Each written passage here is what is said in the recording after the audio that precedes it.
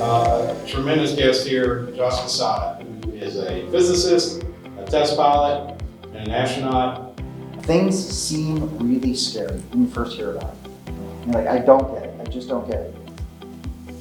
What I'm asking you to do is just do it anyway. Give it a shot. Some other people have figured it out, so you definitely can figure it out.